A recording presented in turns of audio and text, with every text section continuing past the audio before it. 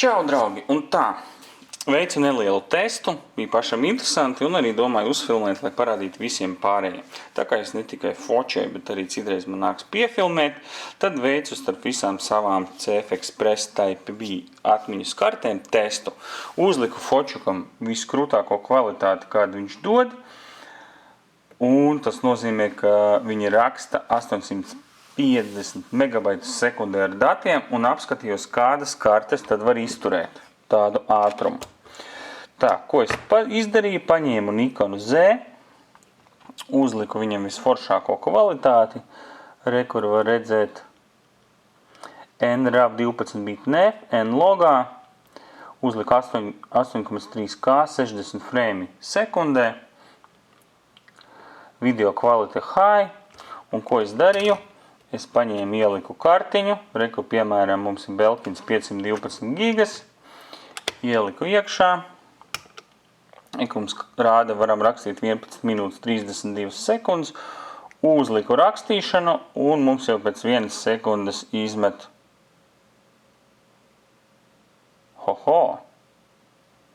šoreiz raksta, nu labi, 8 izturēja, izmeta 8 sekundes, un viss, un mūsu lielā karte īsti vairs nav derīga mūsu video vajadzībām. Bet tās kartes, kas izturēja, es paņēmu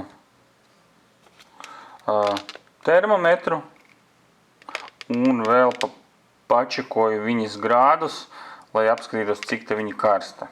Jo tā, kad ātri raksta ilgi, kartiņas mums uzkarst. Un tā veicu šādu testu visām savām kartiņām, un tagad sāksim ar rezultātiem. Un tā sāksim ar leju. Šitā mums ir Pergear 128 gigas, vislētākā leit. Viņi arī raksta Sustainable Write 200 megabaiti sekundē, un viņi mums noturējās 1 sekundi un izmeta, ka viņi nevar ierakstīt datus. Protams, kad ātrums ir šāds un viņi 4 reiz lēnāk, viņi īsti neko nespēja. Tie, kas grib zināt, kā uzvedās XQD kartes, tas ir iepriekšējais tips, bet viņas izmērs ir tāds pats, viņas var teikt pieskaitāms pie šitādas, viņas ir drusku lēnāks, varbūt write speeds viņiem 150-160 megabaiti sekundē. Tā, un nākamā atkal Pergear jau Pro līnija 360 megabaiti sekundē, arī noturējās sekundi. Nākamā mums atkal tā pati kompānija jau Pro, bet lielāka. Sustain Write 700 megabaiti sekundē, noturējās 4 sekundes. Un te mums ir no viņiem top 1 terabaits, Sustain Write 1300 megabaiti sekundē, var teikt gandrīz pāri pa 1 gigabaitu sekundē, un kartiņa noturējās 1 minūti 56 sekundes, tad izmet eroru, interrupted, un viņas temperatūra bija 39 grādi pēc Celsija. Daudz jautās, kāpēc man šīs kartiņas ir tik daudz, tāpēc, ka viņām cena ir forša. Citreiz viņi uztaisa kādu akciju, un tu vari pa lētu naudu viņas iepirkt. Un priekš fotografēšanas viņas ideāli der. Priekš video viņas uzvedās dīvaini, īpaši šitā, ka viņi raksta, ka viņi it kā der, bet viņa var uzvesties dažādos apstākļos dažādi. Nu, lūk, nākamais. Transcend arī raksta maitas 1000 megabaiti sekundē write speeds, bet viņi noturējās 7 sekundes. Reku mums ir ProGrade kartiņa, arī raksta 1700 megabaiti sekundē, bet tas ir read speeds, nolasīšanas ātrums.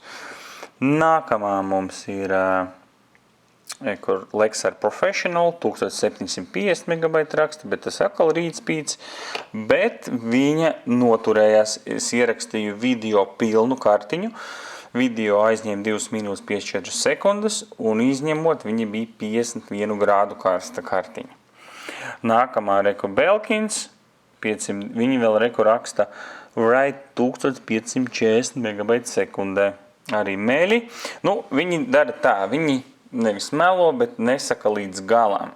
Viņi uzraksta tā kā lielāko ātrumu kādu ir sasniegusi kartiņa pie ierakstīšanas, bet mums pa lielam jāskatās tajā laika posmā, kad pilnu kartiņa pieraksta, kāds tad ir vidējais ātrums. Un viņi to vidējo neraksta, jo jūs redziet, kartiņas to nevar izpildīt. Tāpēc viņi mums melo, jeb nesaka līdz galam. Lūk, atkal Transcend, tas pats, kas šitas tikai mazāk notestēja arī 6 sekundes noturējās, ierakstīja 4,8 gigabaitus, un rekur viena no populārākajām Extreme Pro SanDisk, arī Write raksta 1200 megabaitu sekundē, bet vilšanās 2 sekundes noturējās.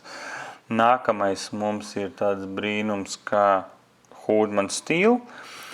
Es, kad pirku, domāju, dīvaini kartiņu pirkt, nepirkt, bet viņa man ierakstīja pilnu kartiņu, 40 grādi bija pēc Celsija un diezgan labs rādītājs. Rekur mums AV Pro Engelbird 512 gigas. Šī kartiņa man noturējās, uzrakstīja video failu 11 minūtes 0,2 sekundes. Viņas temperatūra bija 35 grādi pēc Celsija. Kas bija interesanti, Fočuks pēc 7 minūtēm 30 parādīja brīdinājumu, ka karte ir karsta.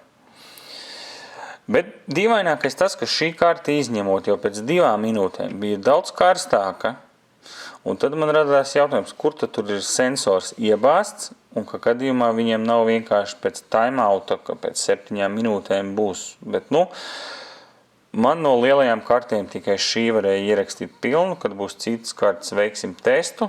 Ja jums patīk tests, lieciet laiku, subscribojiet, lai man kaut kādi benefiti no YouTube būtu un no šiem video, ko es taisu. Ko vēl varu pateikt? Interesanti bija pa Lexāru, ļoti karsta. Un es iedomājos, ja es nopirktu viņu 2 reiz lielāku vai 4 reiz lielāku, tad tas karstums palielinātos. Un tāpēc es vispār Lexāru nemīlu savos 20 gados, kamēr es fočēju. Man Lexārs ir diezgan pievīlis. Gan SD, gan compact flash kartes, un tagad es mēģinu viņus apiet, un arī šis tests man parāda, ka tās kartes ir temperatūras ziņā diezgan švakas.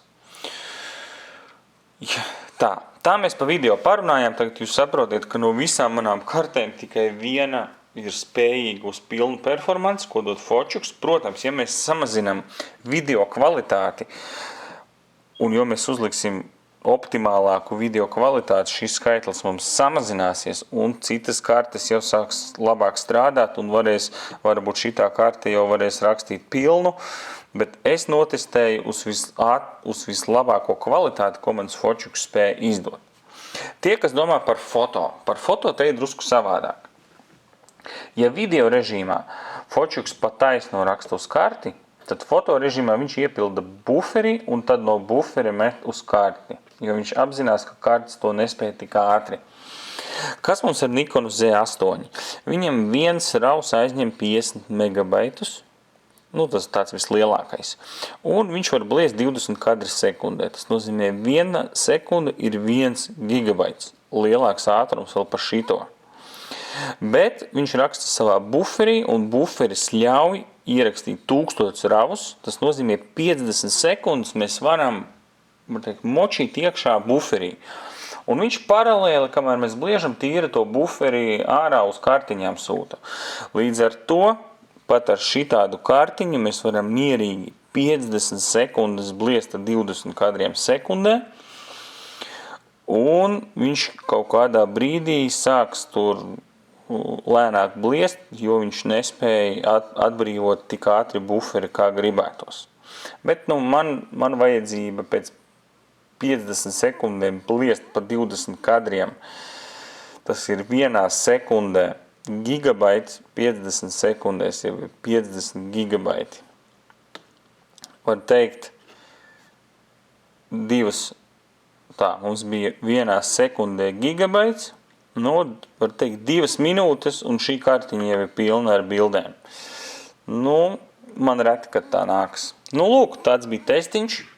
Par foto var neuztraukties, bet ja gribās video un izspiest no kameras, tad lūk, kā mums māna kompānijas, kā mums švaki strādā Lexars, un tad ir kaut kādi brīnumi, kas kur izceļās netik populāri brendi, netik populāri visiem, jo visi zina Sandisku, un Transcend visi zina, Prograde ir dzirdēts, Lexars, protams, tur Belkins ir dzirdēts, šitie nav dzirdēti, bet, ja kāds grib optimālu, var teikt, tā kā izdevīgi nopirkt cefu, pačkojiet viņiem arī Type A kartas ir. Lūk, šitas ir jums testiņš, un lai veicās. Paldies!